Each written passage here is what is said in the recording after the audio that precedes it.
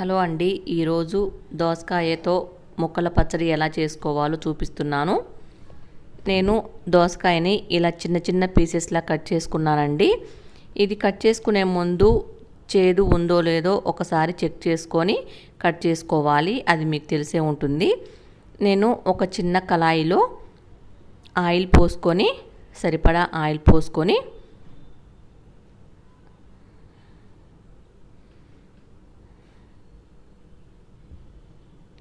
దీనిలో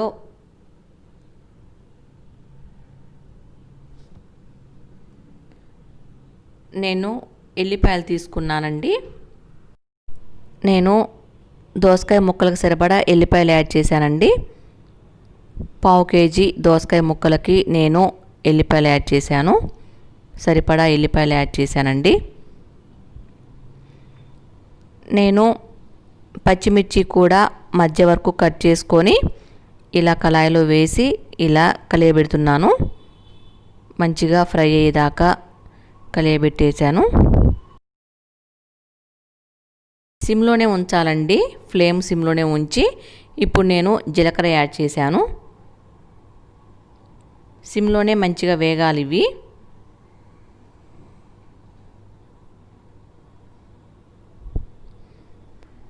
కొంచెం పల్లీలైనా యాడ్ చేసుకోవచ్చండి. ఇలా వేగిన తర్వాత నేను స్టవ్ ఆఫ్ చేశాను. పూర్తిగా చల్లారిన తర్వాత ఇలా చిన్న మిక్సీ జార్లో ఇందాక వేగనిచ్చిన ఈ ఎల్లిపాయలు, జీలకర్ర, పచ్చిమిర్చిని దీనిలో వేసుకుంటున్నాను.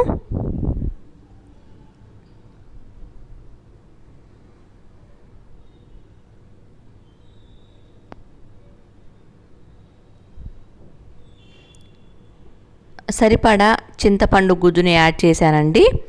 మీరు పులుపును చూసుకొని వేసుకోవాలి చింతపండు గుజ్జు. అలాగే నేను ఇక్కడ పసుపు యాడ్ చేశాను. నేను మిక్సీ పట్టానండి, ఇలా మిక్సీ పట్టాను. వీటన్నిటిని ఇలా కచ్చాపచ్చాగా మిక్సీ చేశాను. ఇప్పుడు కట్ చేసుకున్న దోసకాయ ముక్కల దాంట్లో ఇలా పేస్ట్ చేసుకున్న దానిని వేశాను. ఇప్పుడు సరిపడా సాల్ట్ వేస్తున్నాను. చింతపండు గుజ్జు అలాగే సాల్టు, పచ్చిమిర్చి ఇవన్నీ మీకు టేస్ట్కు సరిపడా వేసుకోండి. అంతే అండి, మొత్తం మిక్స్ అయ్యేటట్టు చక్కగా కలిపేసుకోవాలి. మొత్తం కలిసేటట్టు జాగ్రత్తగా మొత్తం కలుపుకోవాలండి. ఎందుకంటే ఇవన్నీ మిక్స్ కావాలి కాబట్టి, చింతపండు గుజ్జు, సాల్టు ఇవన్నీ మిక్స్ కావాలి కాబట్టి మొత్తం ఇలా కలిసేటట్టు కలుపుకోవాలి. ఇప్పుడు నేను పోపు కోసం అదే కళాయిలో కొంచెం ఆయిల్ యాడ్ చేశాను.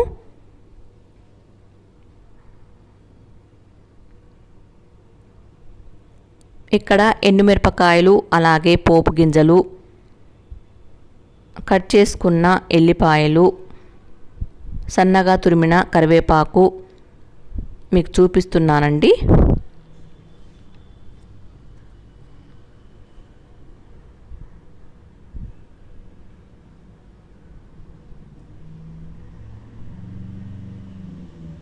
ఈ పచ్చడి పుల్ల పుల్లగా, కారం కారంగా చాలా టేస్టీగా ఉంటుంది. ఇలా మొత్తం ఆయిల్లో వేసాను. ఇందాక చూపించిన వాటినన్నింటినీ ఆయిల్లో వేసాను. సిమ్లో ఉంచి వేగనిస్తున్నానండి. ఇప్పుడు కరివేపాకు కూడా వేసి సిమ్లో ఉంచేసి మొత్తం వేగేటట్లు ఉంచేసాను.